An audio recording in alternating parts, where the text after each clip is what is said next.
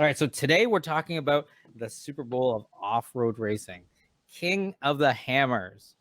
Um, Basically, a race that combines adrenaline pumping, desert speed, rock crawling over impossible obstacles, and a whole lot of heart. How about that? I wrote that myself. So join us today and That's why see we're why late. it is that's exactly why we're late. Yes. So join us and see why this race has gone from pretty much obscurity in just a few short years ago to being the absolute race for off-road racers, the absolute event, I guess, for off-road racers. And that's the thing. I can't believe it's been around for just such a short period of time. It's pretty amazing. So that's what we're talking about today on the show. We'll get into it and we'll talk about King of the Hammer.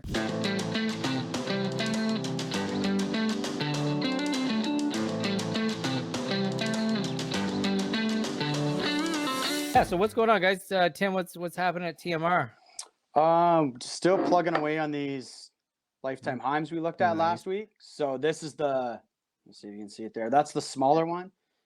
So that's the forged version. So it's kind of half machined. And then I told you I'd bring on a finished one. That's kind of what we're looking at when things are done. So yeah, we're working on the smaller ones and then we'll get back in the big sizes. But these things are pretty badass. We're looking forward to making 2021 the year of the lifetime Heim. Nice, yeah. They just look badass too. Like, Yeah. Like they just look badass. Like even taking a picture, a rock crawler's up or whatever, you can spot your lifetime Heims from a mile away. They look awesome. For sure. Cool. Yeah, no, that's awesome. So, banging those there. Y'all caught up from your holiday orders? Yeah, I assume so. Yeah. Yeah, we're back to next day, and our goal is always same day. So Nice. yeah, we're kind of a day behind right now because we're doing a sale on our tool organizers. We got a lot of like simple garage solutions for guys with shops, so those are flying. That's kind of set us back a day, but we appreciate the orders and we're keeping up. Awesome. Ryan, what do you got going on, man? What's happening? Tell us about the new shop. How's the progress there? I just bought a bunch of sweet like fixtures for the store, like mobile fixtures. You know what I mean? Like you can put junk on it. Yeah.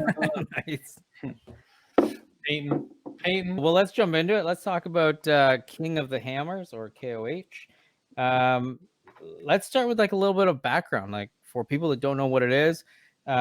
Tim, give us the sort of 20,000 foot view of what KOH is. Sure. So if you don't know, it's kind of a mix between open desert racing. So like most people would be familiar with Baja. That's effectively cars, trucks actually hauling ass through the desert at high speed through whoops and rough terrain, and a mix of rock crawling. So tight canyons, rocks the size of cars, maneuvering through those. So it literally started with kind of a group of friends and literally a handshake bet as to who could do this race the fastest.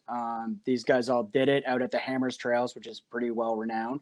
And then it kind of blew up from there. They essentially made it invite only. They did a pretty cool post on Pirate 4x4 back in the day where they just kind of said, how fast do you think you could do these trails in? So everyone had their 2 cents, and they said, well, we've done it. Here's what it took. By the way, you're not invited pretty much for next year. So you tell people they can't do something or can't come somewhere. Of course they want to do it. So of course, yeah, it just gained crazy momentum, and the technology of the cars has like come so far because guys first started trying to do them in the rock crawlers because that's what they thought they needed, but then they started blending in more desert technology, and it's crazy where things have gone. We could do a whole episode on that, but yeah, that's kind of the far out view on what it is.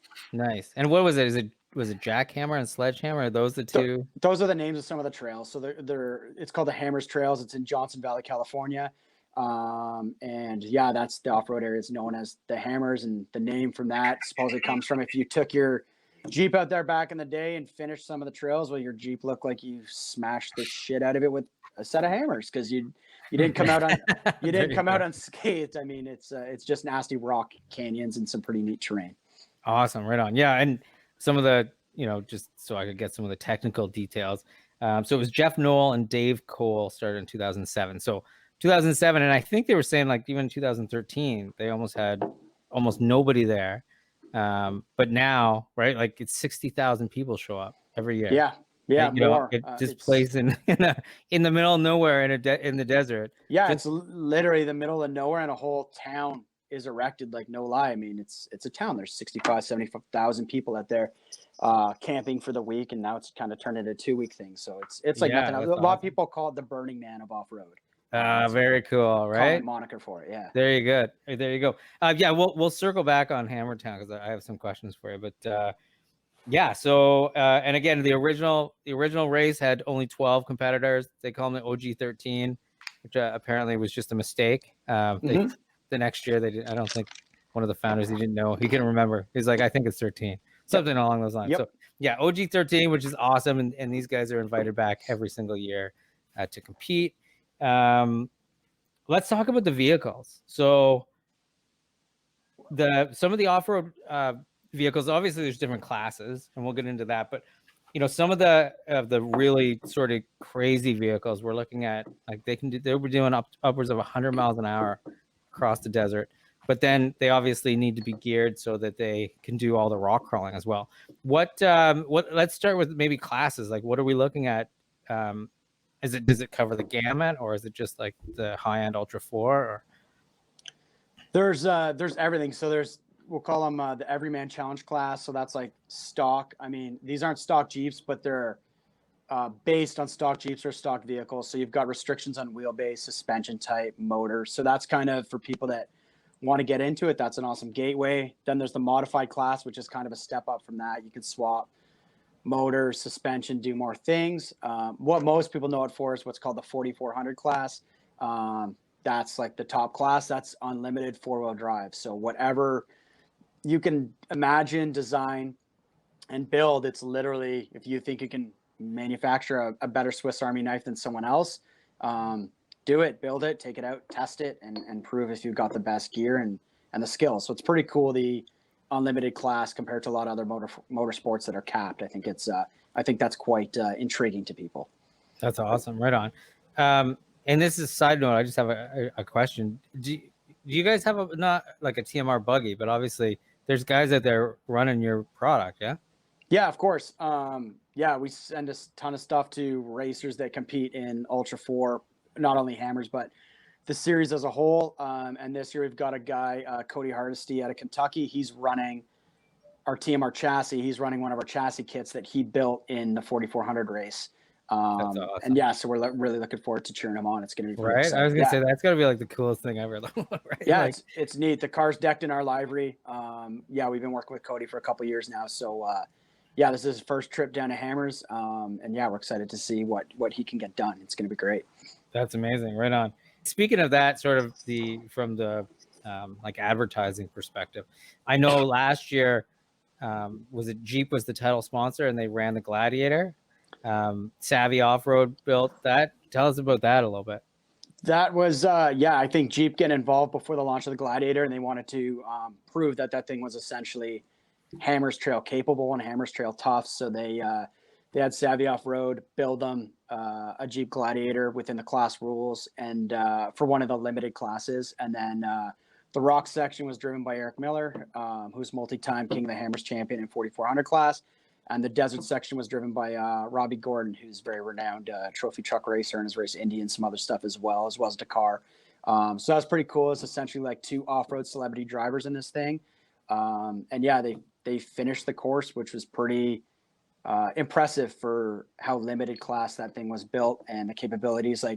But it was cool. They got like people, like their tailgate on that thing was just murdered. Right. I know. People were obviously like nerfing them, like get the fuck out of the way. But then I think they also had some locker failures. So they got stuck in some of the canyons. So people were like physically pushing them so they could. I was going to say they were helping, right? Yeah. It was awesome. People right? were helping. I remember one team we work with, True North Racing out of Alberta.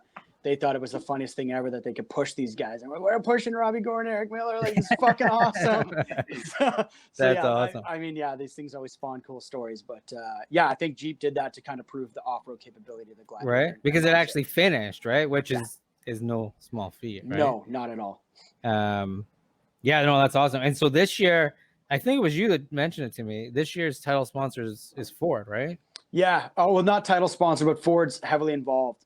So okay. A lot of this stuff's been under wraps, but I think we're going to see a bunch of Broncos running in the limited classes. Even in the 4,400 class, they do like a contingency thing where if your car's got like a Bronco grill on it and you win, you can get paid out. So you'll see some Bronco Oh, grills. really? Yeah, which is kind of funny. But yeah, I mean, Yeah, they're just going after it hard. But yeah, it would be cool to see some of those in some of the limited classes and see. It's not going to be a stock Bronco per se, but it's still going to give you an idea. Hey, that's a pretty cool comment right there. That's probably from one of our guys from True awesome. North. Yeah, That's awesome. Very cool. Yeah, no, I think it's pretty. I honestly, I find it's like so exciting to watch. It really is. Well, let's talk about the rules. What? Because obviously you're watching like NASCAR or whatever. There's I mean, clearly rules, right? How does it work with this race? I guess Ultra 4 as a whole, right? Yeah, so obviously you've got your classes. So you can pop on like Ultra Force Rulebook if you want to learn more about those, or even their website's got like a good kind of Coles Notes overviews. But then in terms of the race, it's a lapse time. So it's you start the race and you finish the race. It's your total time on course. And basically you've got to hit a series of checkpoints. You're following a GPS and you got to do the course in the right order, multiple laps. You can't have any outside help. So if you break down on course, you got to fix yourself, or a fellow competitor can fix you, or if you're fit, you can run to your pit and get parts. Really? Yeah, which is there's some crazy stories about that, what people have done. But yeah, once the race starts, it's basically completed as fast as possible. The elapsed time is really cool because there'll be people that come from the back because they qualified poorly, and they'll charge hard all day. They're not necessarily on the radar because they're not a physical leader. But they can come from the back and win possibly. So it keeps it interesting through the whole day, which is a unique format. Yeah, that's awesome. Yeah, it's really cool. And so obviously you've been there. Yeah. Tell us about, like I say, tell us about Hammertown. Is it like amazing? Because I mean, again, it's in the middle of the desert, right? I mean, I don't know how far away it is from any sort of civilization, but I mean, it's got to be surreal, right? To be in the middle of the desert, like almost on the moon, feeling like. Yeah, it's cool. So Hammertown's basically a collection of vendors from the off-road space, all outdoor vending. Most people have tents set up and whatnot because the conditions down there are always weird. But we've exhibited down there, I think 5 or 6 times as TMR Customs, and it's fun to connect with customers, show them new stuff and whatnot. But yeah, if you're an off-road junkie, and I mean like hardcore off-road junkie, not like 24s on a JK junkie, that's the place to be because people will have new product and you can talk to all these vendors in person and really see all those race cars that you kind of follow on social media. Hopefully you get to see them like live in person and actually put your hands on them. It's not like going to an F1 race where everything's locked in a paddock and you can't get close to it. Like all this stuff's pretty accessible. So if you're a fan of the sport, you can really get involved. That's awesome. Right on. I have a question for Ryan. When are you getting set up for hammers? I think that'll be Christine racing down there, I would suspect. Yeah, Christine. she really wants to do it. Yeah. Yeah, I don't know. I'd have to go and put it on the list of a million things to do, right? Right? Yeah, come on. What the hell? Like, I know. Let's go. Stacking. Right?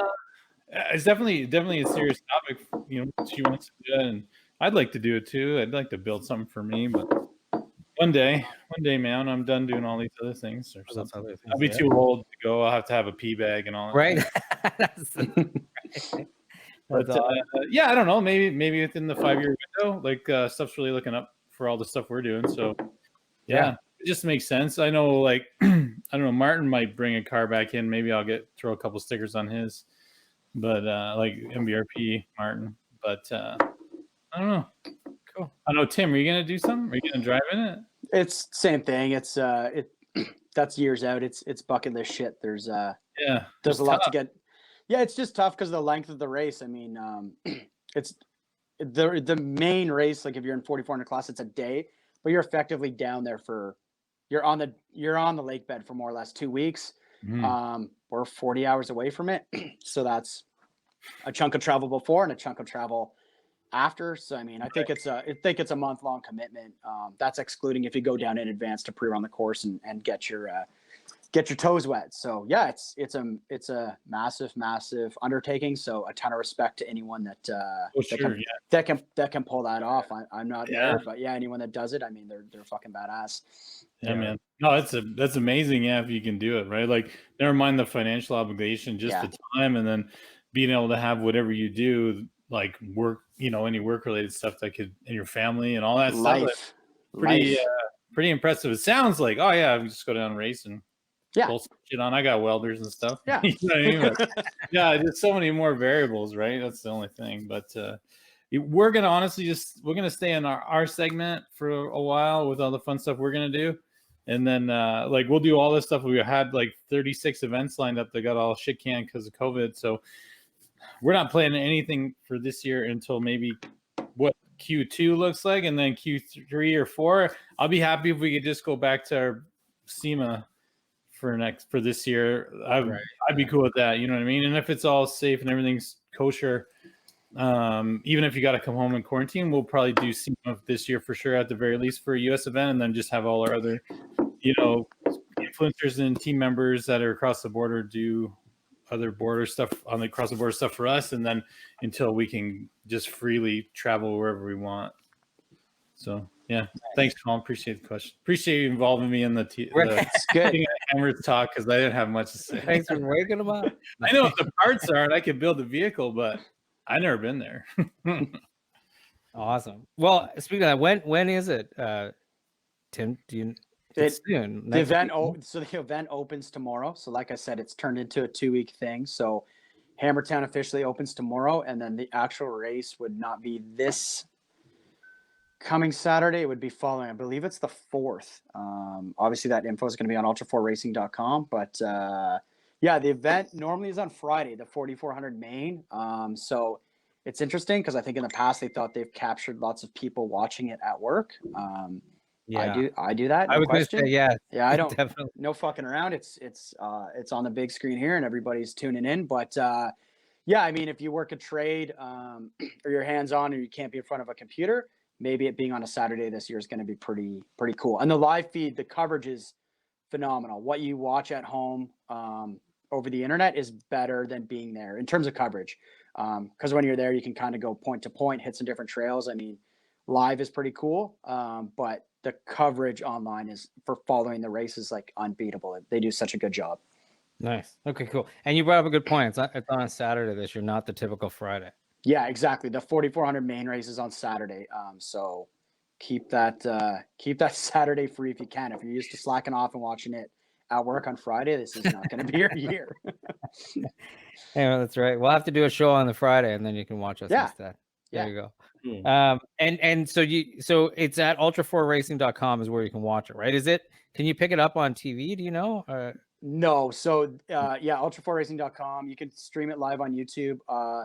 This year they've also got a pay-per-view component. I think it's like $30 or something, but you're going to be able to see additional footage like in cab on certain vehicles. You're going to be able to choose whose cab you watch.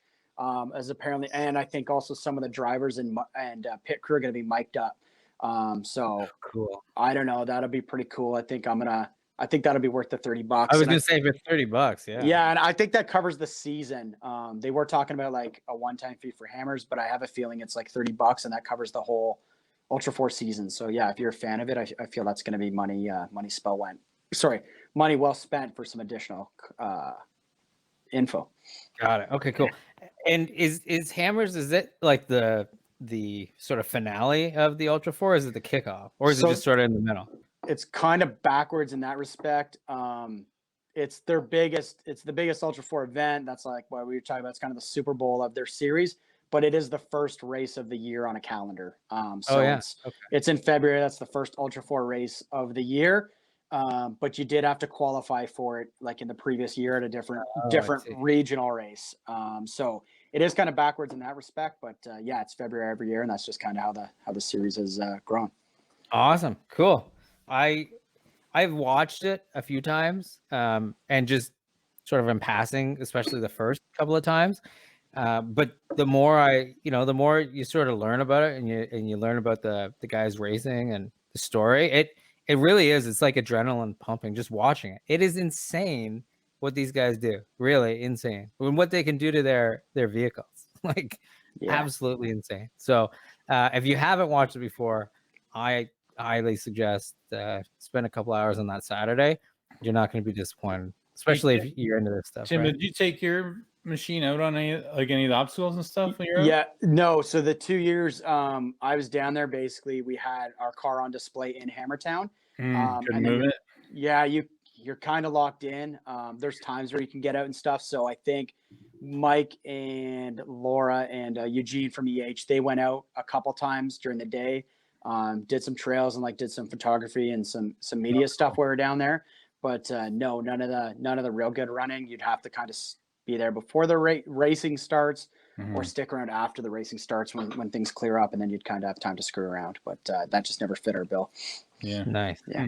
Yeah, it That's looks the pretty unfortunate gnarly. thing, right? About always doing all the shows in that sense, where you don't always get to enjoy all the cool stuff that the people No. that come to the show do, right? You No. kind of like, oh, I saw this square that was in front of me for a week. Yeah. You know what Yeah. I mean? Or that same guy kept coming back every 3 days. Hey. Colin's asking a song there. I think he's going with "Ass" by Nicki Minaj. Colin actually came down with us the first year we went to Hammers. We rented RVs. We were out on the lake bed for like 10 days. His wife Really? came too. Yeah, there were some Canadian guys that raced. And yeah, it was cool. And yeah, someone there's mentioning the rentals. Colin and I, we rented a Jeep Grand Cherokee or similar. The or similar turned into a 2-wheel drive Kia. And yeah, we tried getting it some spots. We got stuck more than we had success. But the good thing is, I mean, there's so many people down there. Someone was always close by with a tow strap to drag us out. But we learned, and that's actually a pro tip. If you are going to go down there and you need a rental vehicle, rent from a specialty place that rents Wranglers.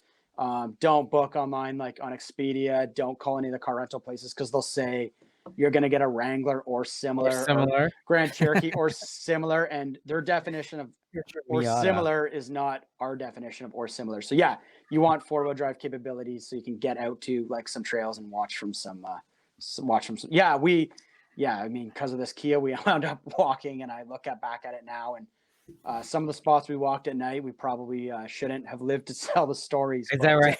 Yeah, like you just walk fast and you're amongst like probably 1,000 off-road vehicles rip by you at night. It's probably No way. Yeah, Oh, seriously. Probably not the wisest move. I don't think I would do it anymore. But yeah, get yourself 4-wheel drive capable wheels, then you can get around.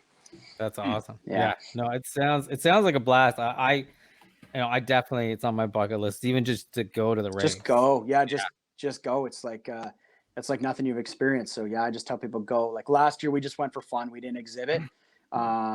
And yeah, so that was a good experience. We got to see more, do more, and I wasn't pegged in the booth for a week or two. That was much more, like Ryan's saying. Sometimes you're at these events and everyone thinks like, oh, you got to go to this event. That's so cool. Wish I had your job. Well, fuck, you didn't want to pack for the show. You didn't want to trust me. Right? Yeah. You don't want to unpack from the show. Yeah.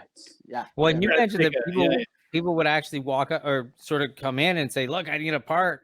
And yes. I mean, you can't obviously take your whole catalog with you. So it's like, No. well, if you've got a few days, we can get it shipped. But yeah, no, you can't have everything down there. And story about packing, employee unnamed, but when we were packing our stuff here, love those guys. Oh yeah.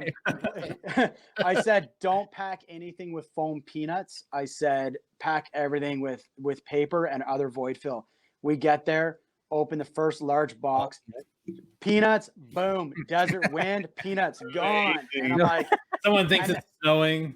And then yeah, exactly. They think the Canadians brought the fucking snow. right. And then the peanuts that remained in our vicinity were static. So now you're wearing the peanuts. And so that's a good trick though. Yeah, right? It was a good trick. I mean, maybe he thought, fuck these assholes, they're going to California. Right, yeah, exactly. I'm gonna show them. But you didn't say use pro, peanuts? Pro tip, no packing peanuts. All right, good to know. And what's this back door on Thursday night? That's kind of like the party spot. Back door is like one of the main obstacles in the race, kind of like the premier obstacle. And it's just a big ass vertical wall of a climb. So on the Thursday nights, people like taking their trail machines over there and showing if they can do it. And yeah, you would probably get 10 or on it. I don't know how many thousand. You probably get 10, 15,000 people kind of crammed in this bowl watching it. It's kind of like an off-road rave. It's pretty cool. I don't know how that's going to look this year. Oh, Yeah. Right? Yeah. Oh yeah, good point. I don't know, but that's pretty cool. That's kind of one of the highlights. If you're down there for fun, you go out to some of the trails on like the Wednesday and Thursday evening and just watch people beat the fuck out of their cars. It's good. Nice. That's awesome. Yeah. It would be interesting to see, especially like you say this year. I know a number of my clients are in that area, and they're saying it's like normal. You know? Yeah. They just wear a mask. That's all. That's the only difference. It's exactly the same, but with a mask. So Right. yeah, let's see. But all right, awesome. No, I appreciate it. If anyone wants to learn more, check out ultra4.com. Is that right? Ultra4.com? I think it's ultra4racing.com. I think, yeah. Yeah. So check that out. Of course, just Google it, King of Hammers. Yeah, King of Google. Hammers, you're gonna find it. Come on. Or just check out any social media between now and the day of the race. I'm sure you'll see lots of stuff happening. So. Yeah, and if you want to kind of see what it's all about, if you search for it on YouTube, World of X Games, like on NBC Sports, they covered the 2021, and there's a 3 or 4 part series. They've broken it down by class, so you watch the limited classes in one episode, side by sides in another, 4,400 and another. They're each like a 1 hour TV episode, so I mean it's not the same commitment as watching like the 8 hour main 4,400. And the coverage is sick because I'm like they have cameras, drones, everything close, and like you see some of the size of the terrain these guys crawl and can conquer in a vehicle, and it's unreal. So yeah, that World of X Games thing's some wicked coverage if anyone's interested in what this actually looks like. There you go, Giver Joe. That's the one that. That's from the first year we went. It won't come off like a good story unless you were there. But some dude was just murdering his rock bouncer trying to go up back door, and his shocks were broke. The rear end was ready to fall out of this thing, and his buddies were all yelling, "Give her, Joe!" And then one dude eventually like, "Joe, your shocks broke." The guy scattered his car. I don't know how he got it home, but he just broke everything putting on a show. I mean, it's good entertainment live, that's for sure. Nice. Wow. Awesome. All right. So what do you guys got going on for the next week? Ryan, what just back at the shop, the second shop or the first shop, or just working 24/7? What do you got going on?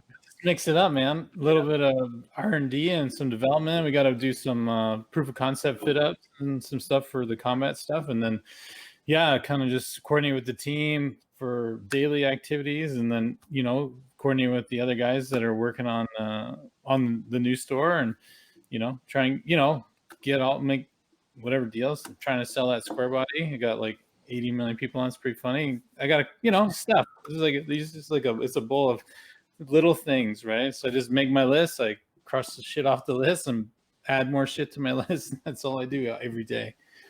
Yeah, that's it. That's it. Cool. What about Tim? Anything exciting planned over the next week or so? Just planning. I mean, we've mapped out all our promotions for 2021. So we're just doing a lot of forecasting because many of these things are going to take months for us to build up appropriate inventory so we can deliver on time. So we just got some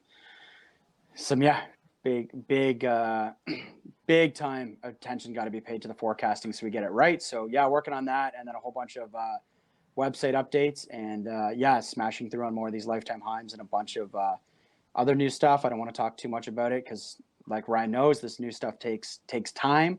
We'll post. You're not going to pull like an Apple and go, look what we just created, and then 3 years later it hasn't even come out. No, you know what? I've done that before. And I mean, you always have good intentions and say, hey, this is coming, but sometimes those things honestly, some of the shit takes a year or two to come to fruition, to find like a gap in production on when you can make some of these new parts. So we try and keep more things under our hat now until they're closer to launch, and we're kind of more ready to go, and the stuff's ready to go live, as opposed to there's nothing worse than someone bugging you being like, hey, I saw this cool thing on a Jeep like 2 years ago. When are you making that? Well, I've been trying for 2 years, no lie. We just haven't had the time free up to do that. So right on. No, I hear that for sure. Cool. What about the TMR Race Series? It's getting probably back into full swing soon. So we've got our schedule out for more TJ part. Fuck, dude. I wish. I love TJs, but unfortunately they're not. They're going the wrong way. Yeah, I mean, he knows because he's always interested in the TJ stuff, but yeah, usually it's like I'm going to be discontinuing on TJ parts, so I send him a message and say, hey, you want any of these? Extra these? Yeah, before they're gone for good. That's awesome. Awesome. Well, on that note, that's King of the Hammers, and I think that's about it. I don't know. Did we miss anything? Never No, been just- there. I don't know. Yeah, tune in, watch, We get in. missed not going. Yeah, Yeah, yeah, which is that, right? for sure. 2022, man. Let's do it. Yep. The Do double the dude. Canadian contingent. We'll do the show on the road. That would be Right? That'd be pretty awesome, right? So, yeah, it Yeah, would. yeah. and anyone listening, you guys feel free to join us and partake. And yeah, if you're listening to us on our audio, please subscribe or leave a comment and let us know how we're doing. If you're watching on YouTube, hit the like button or hit the little bell so you can be notified of any new and upcoming shows. And that's about it. I think that's it for us this week. I appreciate your time as always, guys. And until next week, I guess that's it. We're out. That's it. That's it.